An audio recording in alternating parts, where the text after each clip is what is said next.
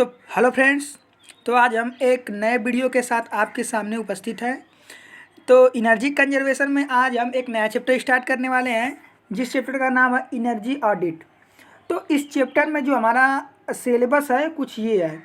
तो इस सिलेबस के अकॉर्डिंग हम आज एनर्जी कंजर्वेशन में पढ़ेंगे कि क्या होता है एनर्जी ऑडिट, इसकी आवश्यकता क्या होती है, क्लासिफिकेशन क्या होती है, इस लेक्चर में जानेंगे। फिर और जो भी हमारा सिलेबस के अकॉर्डिंग बचा है उसको हम अगले वीडियो में जानेंगे। तो फ्रेंड्स, तो बता दूं कि मैं अमन जायसवाल और आपका स्वागत है मेरे YouTube channel ARP education point में। फ्रेंड्स, यदि एनर्जी कंजर्वेशन के मेरे पिछले वीडियो को आपने नहीं देखा है तो जाइए डिस्क्रिप्शन बॉक्स में, उसका लिंक दिया गया है, वहाँ से आप देख सकते हैं। तो चलिए वीडियो स्टार्ट करते हैं। तो सबसे पहले हमें जानना होगा कि एनर्जी ऑडिट होता क्या है। तो देख सकते हैं यहाँ हमने लिखा है कि एनर्जी ऑडिट, इसको हिंदी में बोलते हैं ऊर्जा लेखा परीक्षा। मतलब एक तरह से ऊर्जा का लेखा जोखा, यही हमारा एनर्जी ऑडिट होता है। तो पहले जान लेते हैं क्या है। तो ऊर्जा के उपयोग का ऐसा ऊर्जा सत्यापन, निगरानी और विश्लेषण जिसमें ऊर्जा के खपत को घटाने की कार्यविधि, ऊर्जा क्षमता को उन्नत करने से लाभ, विश्लेषण सहित संतुति की तकनीकी रिपोर्ट का विवरण हो, ऊर्जा लेखा परीक्षा कहलाता है। तो देखिए, एक सिस्टमैटिक ढंग से, इंडिपेंडेंट तरीके से ऊर्जा का लेखा जोखा, जिसमें क्या ऊर्जा के खपत को घटाने की कार्यविधि हो, ऊर्जा की क्षमता को उन्नत करने से क्या क्या लाभ है इसका विश्लेषण, और उसमें तकनीक जो भी प्रयोग किए गए उनका रिपोर्ट हम एक डॉक्यूमेंट के थ्रू जब प्रदर्शित करते हैं तो इसको बोलते हैं एनर्जी ऑडिट, ऊर्जा लेखा परीक्षा।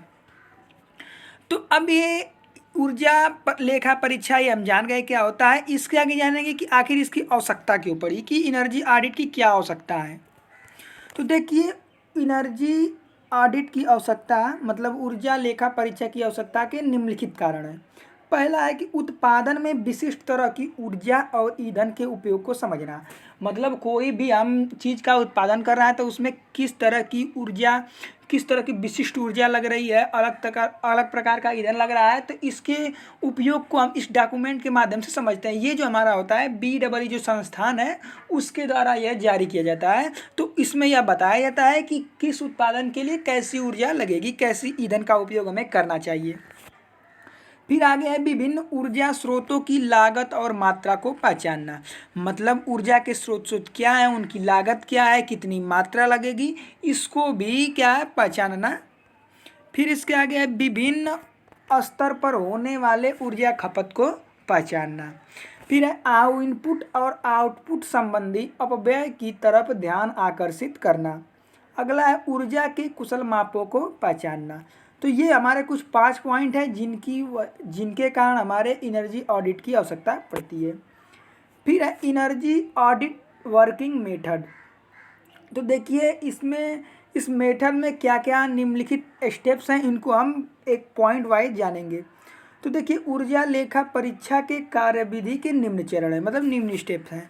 पहला, ऊर्जा के उपभोक्ता का साक्षात्कार करना।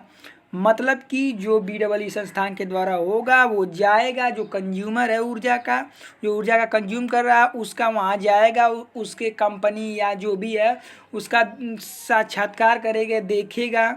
तो ये हमारा है। फिर अगला है संभावित क्षेत्रों का भ्रमण करना। उसके आसपास के क्षेत्रों में जहाँ ऊर्जा का उपयोग हो रहा है वहाँ भ्रमण करेगा, इंस्ट्रूमेंट को देखेगा, जो भी मशीन है उनको देखेगा और अच्छे से। फिर अगला डॉक्यूमेंट का समीक्षा करना, और फिर वह जांच करेगा कि आपने जो डॉक्यूमेंट के हिसाब से ऊर्जा ही आप खपत कर रहे हैं, कहीं तो आप इलीगल तरीके से तो ऊर्जा का कंजम्पशन तो नहीं कर रहे हैं, तो ये डॉक्यूमेंट के माध्यम से आपका वेरीफाई करेगा। फिर आवश्यक वस्तुओं का निरीक्षण करना, जो भी उसमें मशीनें हैं, जो भी हमारे औजार यूज हैं उनका क्या करेगा, निरीक्षण करेगा। आर्थिक विश्लेषण करना कि मतलब कि उत्पादन के लिए कितनी आपकी इनिशियल कास्ट है, रनिंग कास्ट है, क्या क्या वो है, वो क्या इसमें अध्ययन होगा। फिर कार्यकर्ताओं द्वारा पुनः साक्षात्कार करना। फिर इसके हमारा इसी में अगला पॉइंट है कि लेखा परीक्षा की संक्षेप में निम्न जानकारी देना। इसमें हमारा पहला रहेगा कि मासिक ऊर्जा खपत की पता करता है कि कंपनी या जो भी फैक्ट्री है उसकी मासिक ऊर्जा खपत कितनी है। विभाग के अनुसार ऊर्जा खपत की जानकारी देता है। प्रत्येक विभाग में ऊर्जा संरक्षण के अवसरों की पहचान करना। वैकल्पिक स्रोतों की नई परियोजनाओं की स्वीकृति देना कि यदि आपके पास ऊर्जा नहीं है तो वैकल्पिक स्रोत के लिए आपके कौन कौन सी ऊर्जा के वैकल्पिक स्रोत है, इनके बारे में भी क्या करता है, जानकारी स्वीकृति करता है। फिर हमारा अगला है क्लासिफिकेशन की एनर्जी ऑडिट की क्या क्लासिफिकेशन मतलब वर्गीकरण। तो देखिए एनर्जी ऑडिट जो हमारी होती है 3 प्रकार की होती है। पहला जो होता है प्राइमरी, दूसरा होता है जनरल, तीसरा होता है डिटेल। तो पहले प्राइमरी जान लेते हैं। तो इस प्रकार की लेखा परीक्षा मतलब ऑडिट सबसे सस्ती होती है। यह ऊर्जा बचाने की प्राथमिक संभावनाओं की पहचान कराता है। इसमें ऊर्जा के उपयोग किए जाने के ढंग को पहचाना जाता है, अतः इसे साधारण लेखा परीक्षा भी कहा जाता है। इसमें क्या होता है कि ऊर्जा के उपयोग किए जाने के ढंग को पहचाना जाता है। फिर अगला है जनरल ऑडिट। तो ये क्या है, इस प्रकार की लेखा परीक्षा में ऊर्जा के उपयोग और हानियों की मात्रा ज्ञात करने के लिए परीक्षण और मापन की आवश्यकता होती है। तो इस प्रकार की लेखा परीक्षा को लेखा परीक्षा भी कहते हैं, मतलब साधारण जनरल ऑडिट कहते हैं। फिर अगला है डिटेल ऑडिट। डिटेल ऑडिट में क्या है, इस प्रकार की लेखा परीक्षा में प्रकाशन, प्रक्रिया आदि की ऊर्जा खपत और उनके आकलन के कार्य किए जाते हैं। इसमें ऊर्जा के उपयोग किए जाने वाले ढंग और पूर्वानुमान को वार्षिक चक्र के आधार पर कंप्यूटर द्वारा निर्धारित किया जाता है। तो इसके आगे जो हम पढ़ेंगे अगले वीडियो में जानेंगे। तो फ्रेंड्स अगर वीडियो अच्छा लगा तो लाइक और शेयर कीजिए, और मेरे चैनल पर पहली बार आए हैं तो आपको यहीं अभी सब्सक्राइब, मेरे चैनल का लोगो दिख जाएगा, वहाँ से चाहे तो आप सब्सक्राइब कर सकते हैं, या नीचे रेड कलर का सब्सक्राइब बटन दिखेगा वहाँ से आप सब्सक्राइब कर दीजिए, और जो बगल में बेल आइकन उसको प्रेस करके ऑल कर दीजिए। तो फ्रेंड्स थैंक यू।